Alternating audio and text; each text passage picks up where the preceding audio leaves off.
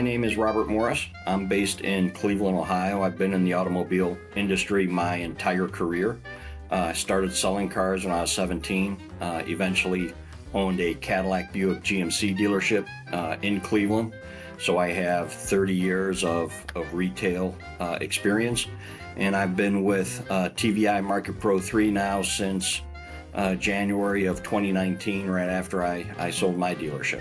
My name is Robert Menton. I'm based in the Detroit, Michigan market for TVI Market Pro 3. I'm responsible for all of Michigan, including Flint, Lansing, and Grand Rapids. Have been in the car business for about 45 years. I sold my very first car in 1977, and remember it like it was yesterday. I was so excited and have loved the car business and everything to do with the car business since then. The top fixed ops challenges for 2024 was really nothing new. It was simply getting customers into the service lane, more customers, trying to increase business, increase traffic. Now that we're past the pandemic, that's what everybody's focused on. Pandemic presented a whole different host of challenges that thankfully are behind us, and now it's really getting back to the basics of what it was before then in terms of getting more customers into the lane and through the shop in an efficient manner to not only take care of the customer but also be efficient at it. The contact between frontline workers has an additional layer put on it when you are talking about the big groups and what happens with them, because there's normally multiple layers of folks that are responsible for the profitability of the fixed department. Whereas a standalone dealership that's owned by a family and maybe has one or two, or maybe it's second or third generation, the frontline folks have direct access to those who make the decisions as to what happens with not just the profitability, but the process, taking care of customers, and more importantly, the satisfaction that can be delivered very easily or quickly with that group. I think what we'll see in 2025 is, obviously, the focus remains to be, attracting more customers into the lane.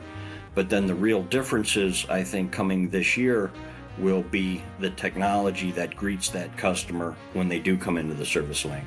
And in some cases, they may not even come into the service lane if more dealerships are adopting mobile service, which is certainly the trend. And that just makes it more convenient for the customer, and enables the service department an additional revenue stream without taking up a bay or trying to figure out how to build more bays. They can take it strictly to them.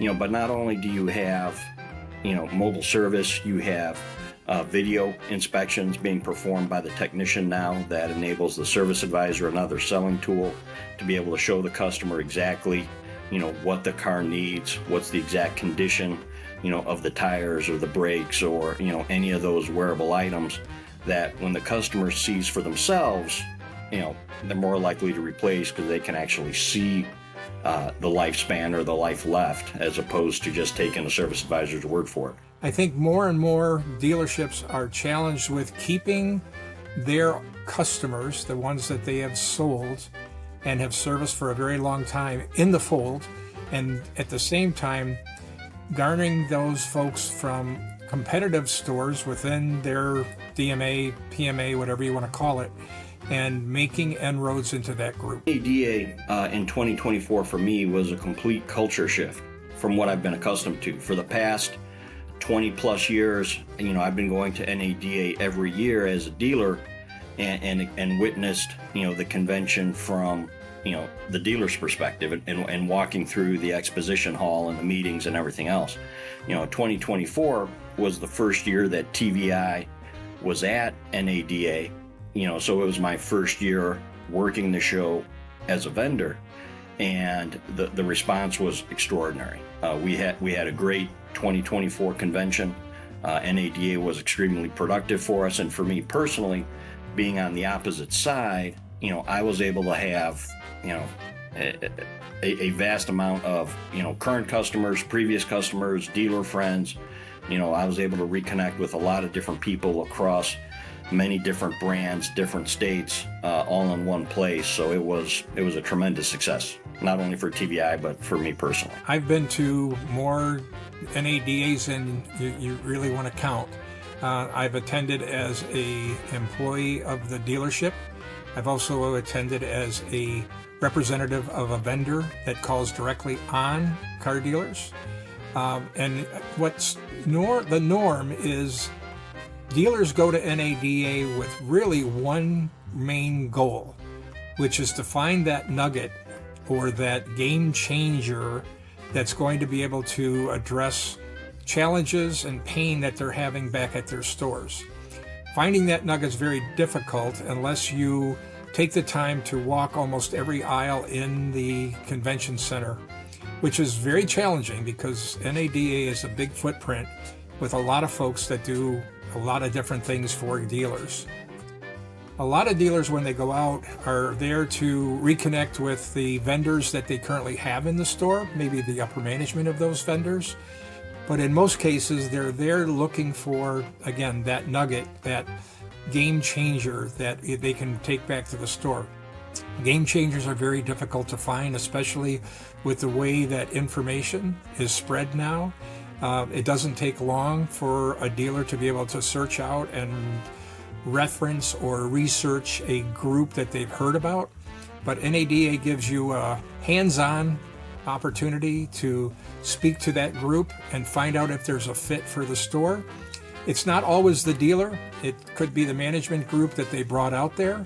I've been with groups that divide us into groups that go out and, basically divide and conquer. This group will be focused on fixed ops. This one will be taking a look at variable parts, whatever it might be, and then being able to come back to the group and say, I found something that we really should explore a little bit more.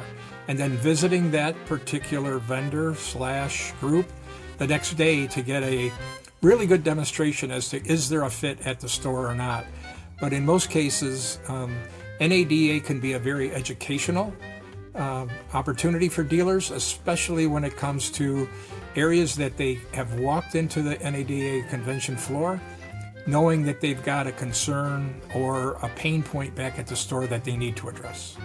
Looking forward to NADA 2025, more of the same. If I were told that, we would have an exact repeat from 24 for 25, I would take that in a minute. But again, with it being our second year, it's only going to grow. It's only going to be even better than what it was last year. Not only as our dealers come looking for us, our presence also continues to grow within the industry, and more dealers will come looking for us at the convention to hear more about, what we offer, what we do, what new products that we're bringing to market, and able to help, all of our dealer partners and prospective partners, grow their service business, which, more dealers are relying on and focusing on as an important key component of their business. I haven't been to NADA in a couple of years, and reacquainting myself with some folks that I used to do business with when I was at the stores.